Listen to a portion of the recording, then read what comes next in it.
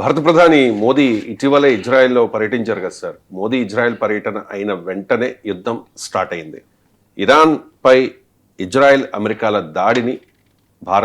దాడిపై భారత్ విచారం మాత్రమే వ్యక్తం చేసింది. అదే సమయంలో ఇరాన్ యుఏఈపై దాడి చేస్తే మాత్రం తీవ్రంగా ఖండిస్తున్నాము అని చెప్పేసి ప్రకటించిన పరిస్థితి. Sir, present middle east మండుతోంది.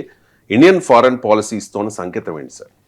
మనకు ప్రత్యక్షంగా పరోక్షంగా మనకు అనేక రకాల స్టేక్స్ ఉన్న ప్రాంతం ఇది. మన ఆయిల్ ఇంపోర్ట్స్ అక్కడి నుంచి పెద్ద ఎత్తున ఉన్నాయి. మన ప్రవాస భారతీయులు అనేక లక్షల సంఖ్యలో అక్కడ పనిచేస్తారు. వారు మన దేశానికి పెద్ద ఎత్తున ఫారిన్ రెమిటెన్సెస్ విదేశీ డబ్బు పంపిస్తుంటారు.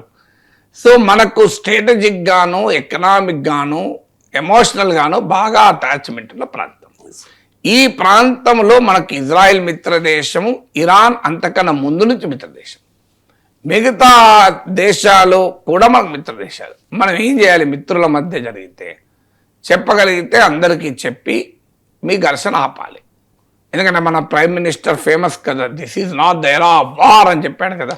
పుటిన్కి చెప్పాడు, జెలెన్స్కీ చెప్పాడు, ఒక్కరికి చెప్పి రాలే కదా మీరు. కానీ ఇక్కడ వచ్చే వరకు మన నెతన్యాహుకు this is not the era of war అని ఎందుకు చెప్పలేదు? సో ఈ ఇజ్రాయెల్కోమో సంపూర్ణ మద్దతు ఇచ్చి వస్తే యుద్ధానికి కొద్ది గంటల ముందు ఏ రకమైన మెసేజ్ ఇతర దేశాలకు వెళ్తుంది?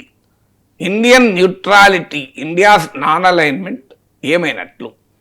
ఇండియాస్ ఫారెన్ పాలసీ స్థాయి ఏంటి? మనం అమెరికా నాయకత్వంలోని ఇజ్రాయెల్ కూటమిలో భాగం కావడం మన దేశ ప్రయోజనాన్ని కాపాడుతుంది అంటే రైటా రాంగా ఫారెన్ పాలసీలో నేషనల్ ఇంట్రెస్టే ముఖ్యం. Let us accept it. So దేశ ప్రయోజనాలే ముఖ్యం. అందువల్ల మన నరేంద్ర మోడీ ప్రభుత్వం ప్రమాదకరమైన ఇస్లామిక్ తాలిబాన్తో కూడా చర్చలు జరుపుతుంది, సంబంధాలు కలిగి ఉంది. So everything is justified as far as national interest are protected. పోనీ నేషనల్ ఇంట్రెస్ట్లకు ఇది ఏ రకంగా ఉపయోగపడుతుందో మోడీ ప్రభుత్వం చెప్పాలి. సో ఇరాన్ నాశనమైంది అనుకోండి, మనకి ఇండియాకు బెనిఫిట్ అవుతుందా? సో ఇండియాకు లాభం అవుతుందా? ఇండియాకు ఇరాన్కు మధ్య రిలేషన్స్ సెంచరీస్ ఓల్డ్ రిలేషన్స్ కదా మనకు. సో మనకు ఇరాన్లోని చబహార్ పోర్ట్లో మన ఇన్వెస్ట్మెంట్ ఉంది. ఆఫ్ఘనిస్తాన్, పాకిస్తాన్ బైపాస్ చేస్తూ ఇరాన్ నుంచి మనము సెంట్రల్ ఏషియా, రష్యా, యూరప్ వైపుగా నార్త్ సౌత్ కారిడార్ నిర్మిస్తున్నాం. India middle east economic corridor నిర్మిస్తున్నాం. ఒకప్పుడు మనకు ట్రంప్ ఆంక్షలకు ముందు మన చమురు దిగుమతుల్లో 10% ఇరాన్ నుంచి వచ్చేది. ఇరాన్ మనతో రూపాయల్లో ట్రేడ్ జరిపింది. సో ఏ రకంగా చూసినా మనకు ఇరాన్ శత్రువు కాదే. సో ఇరాన్ మనకు మిత్రదేశము, వ్యూహాత్మకంగా మనకు అవసరం ఉన్న దేశం. మిత్రుడు శత్రువు కూడా పక్కకు పెడదాం. ఇలాంటి యుద్ధంలో మనం ఒకవైపు ఎందుకు ఉండాలి? ఇదే మనము రష్యా యుక్రెయిన్ వార్ విషయంలో మనం రష్యా వైపు లేము, ఉక్రెయిన్ వైపు లేము కదా. మరి ఇక్కడ ఎందుకు మనం ఒకవైపు ఉన్నాం అంటే డొమెస్టిక్ పొలిటికల్ ఎజెండాలో ఉన్న యాంటీ ముస్లిం పాలిటిక్స్ను ఫారెన్ పాలసీకి ఎక్స్టెండ్ చేయడం కదా. డొమెస్టిక్ పాలిటిక్స్కు ఫారెన్ పాలసీకి ఎక్స్టెండ్ చేస్తే ఇలాగే ఉంటుంది. ఇప్పుడు చాలామంది ఇప్పుడు మన దేశంలో కూడా సోషల్ మీడియాలో ఇరాన్పై వ్యతిరేకత రావటానికి కారణం ఏంటి? ఇరాన్ ఎందుకంటే అది ముస్లిం దేశం కనుక. అంటే ఇస్లామోఫోబియా వల్ల భారతదేశంలో ఉన్న యాంటీ ముస్లిం సెంటిమెంట్ను రెచ్చగొడుతున్న వారు ఇరాన్ ముస్లిం కంట్రీ కనుక దాన్ని వ్యతిరేకిస్తున్నారు, ఇజ్రాయెల్ సమర్థిస్తున్నారు. మరి పాకిస్తాన్ ముస్లిం కంట్రీ కదా. మనకు పాకిస్తాన్కు ఉన్న శత్రుత్వాలు జరిగితే ఇవాళ ఇరాన్పై దాడికి సహకరిస్తున్న యుఏఈ, సౌదీ అరేబియా ఇవన్నీ కూడా ఇస్లామిక్ నేషన్సే కదా. అంటే ఒక ఇస్లామిక్ కంట్రీ మనకు మంచిది, ఇంకో ఇస్లామిక్ కంట్రీ చెడ్డది ఎట్లయితుంది? నిజంగానే అందులో కూడా మీకు హానెస్టీ ఉంటే ఇస్లామోఫోబియాతోనో యాంటీ ముస్లిం సెంటిమెంట్తోనో మీ దేశీయ పొలిటికల్ ఎజెండాను ఇంటర్నేషనల్కి అప్లై చేస్తే హ్యావ్ ఎ కామన్, అందులోనన్నా హానెస్టీ ఉండండి. నువ్వు తప్పో ఒప్పో దానికి ఇంటెగ్రిటీ అయితే హానెస్టీ ఉండాలి కదా. ఇవాళ యుఏఈ పైన అటాక్ జరగడంతోనే మా ప్రైమ్ మినిస్టర్ మోడీ బాదరాగా అన్యాయం, దుర్మార్గాన్ని గొడ్డళ్ళు, సబ్బళ్ళు, కత్తులు అన్ని పట్టుకొని ఖండిస్తూనే ఉన్నారు. మరి ఇరాన్ గర్ల్స్ హై స్కూల్ పైన దాడి జరుగుతుంది ఎందుకు ఖండించలేదు? భారతదేశం ఇది అన్యాయము అని గొంతెత్తి ఎందుకు మాట్లాడతలేదు? మీరు గుర్తునే ఉంటుంది, ప్రైమ్ మినిస్టర్ మాస్కోలో ఉన్న సమయంలో ప్రెసిడెంట్ పుటిన్తో సమావేశం అవుతున్న సమయంలో రష్యా యుక్రెయిన్ పైన చేసిన దాడి పౌరుల పైన పడింది. గుర్తుండే, స్కూలే అనుకుంటా, గుర్తులేదు కరెక్ట్, కానీ బట్ ఆ సామాన్య ప్రజల పైన పడి అనేక మంది చనిపోతే పిల్లలే అనుకుంటాను నాకు గుర్తు. సో ఇది అన్యాయం అని చెప్పి మన మాస్కోలో ఉండే ఈ రకమైన దాడి ప్రమాదకరము అన్నామే. మరి ఇప్పుడు ఇరాన్ పై గర్ల్స్ స్కూల్ మీద దాడి జరిగితే ఎందుకు మోడీ ఖండించడు? మీరు యుద్ధం చేసుకోండి, కానీ ఆ చిన్నపిల్లలు ఏం చేశారని.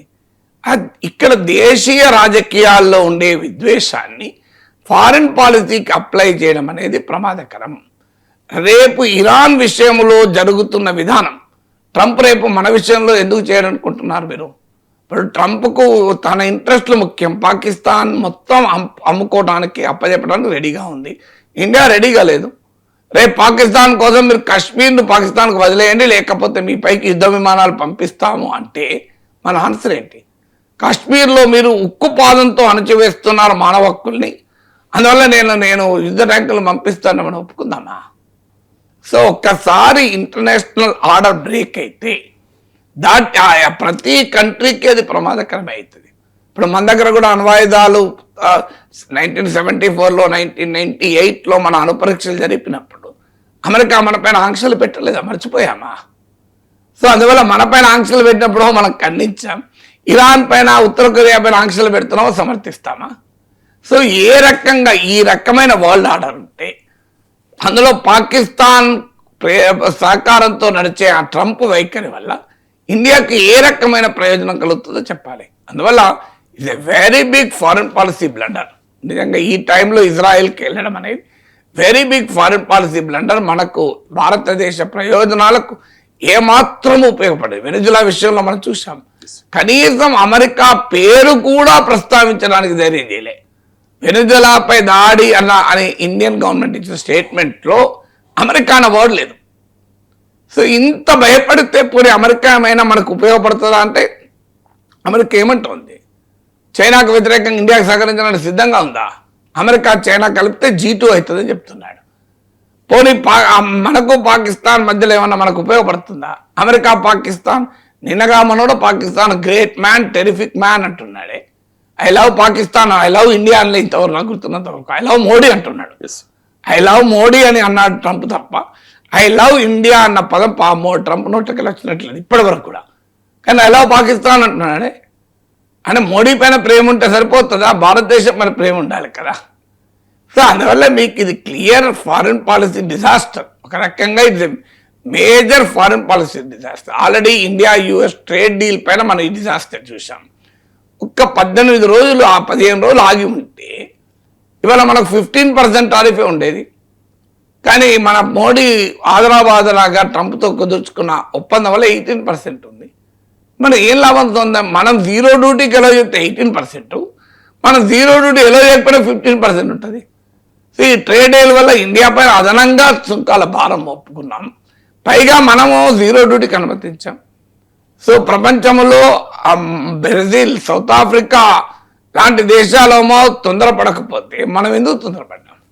సో అది కూడా అమెరికన్ సుప్రీంకోర్టు జడ్జిమెంట్ రాబోతున్న వేళ జడ్జిల స్టేట్మెంట్లను బట్టి కొట్టివేస్తారనే అనుమానం సంకేతాలు వస్తున్న వేళ మన మోడీ ప్రభుత్వం వెళ్ళి ఎవరి ప్రయోజనాల కొరకు ట్రేడ్ డీల్ కుదుర్చుకున్నారు. సో అందువల్ల అమెరికన్ ట్రేడ్ డీల్ ఒక పెద్ద ఫారిన్ పాలసీ డిజాస్టర్. ఇది ఒక పెద్ద foreign policy disaster. Operation Sindoor తర్వాత మనం పాకిస్తాన్ ఐసోలేట్ చేయాలి లెక్క ప్రకారం. ఎందుకంటే పహల్గాం తీవ్రవాద దాడులు చూసాం, కానీ పాకిస్తాన్ ఐసోలేట్ అయిందా? అమెరికాకు పాకిస్తాన్కు మధ్య నెక్సెస్ పెరిగింది, చైనాకు పాకిస్తాన్కు నెక్సెస్ పెరిగింది, పాకిస్తాన్ తుర్కీ నెక్సెస్ పెరిగింది, సౌదీ అరేబియా పాకిస్తాన్ల మధ్య ప్రమాదకరమైన ఇండియాకు ప్రమాదకరమైన డిఫెన్స్ అగ్రిమెంట్ కుదిరింది. ఆ నాటో తరహా డిఫెన్స్ అగ్రిమెంట్ అది. అరబ్ ఇస్లామిక్ నాటో ఏర్పాటులో పాకిస్తాన్ కీలక భూమిక పోషిస్తోంది. అమెరికా కానీ యూరోప్ కానీ ప్రపంచంలో 99% కంట్రీస్ ఎవరూ పాకిస్తాన్ పేరు పెట్టి ఖండించలేదు. మరి what is that we have achieved? Pakistan isolate చేయగలిగామా? అది కూడా ఫారిన్ పాలసీ డిజాస్టరే. ఇప్పుడు మన ఎంపీలందరినీ ప్రపంచమంతా పంపించాం, అల్టిమేట్గా పాకిస్తాన్ ఐసోలేట్ అయిందా? జస్ట్ ఒక బ్యాలెన్స్ షీట్ వేసుకోండి. Before operation Sindoor Pakistan standing ఏంటి, after operation Sindoor Pakistan global standing ఏంటి, ప్రపంచంలో ఏ దేశాలతో పాకిస్తాన్ సంబంధాలు. జస్ట్ ఆ బ్యాలెన్స్ షీట్ అయితే మనకే అర్థమవుతుందిగా. Pakistan became stronger internationally. So post operation Sindoor America Pakistan nexus పెరిగింది. మరి ఇది పాకిస్తాన్ విషయంలో ఫారెన్ పాలసీ డిజాస్టర్, ఇజ్రాయెల్ విషయంలో foreign policy disaster, trade deal విషయంలో ఫారెన్ పాలసీ డిజాస్టర్. ఇవాళ యుక్రెయిన్ వార్ నుంచి గాజా వరకు India is not even bothered. ఎవరు పట్టించుకునే పరిస్థితి లేదు మనను. ఇలా ప్రపంచంలో అనేక కాన్ఫ్లిక్ట్లు వస్తుంటే they are simply not bothered. మన గురించి ఎవరు ఆలోచించడం కూడా ఆలోచించలేదు. ఎందుకు ఆ పరిస్థితి తెచ్చుకుంటున్నాం? కేవలం డొమెస్టిక్ పొలిటికల్ ఎజెండాతో ఇంటర్నేషనల్ రిలేషన్స్ను, ఫారిన్ పాలసీని చేయడం వల్ల వస్తున్న సమస్యలు కదా ఇవి.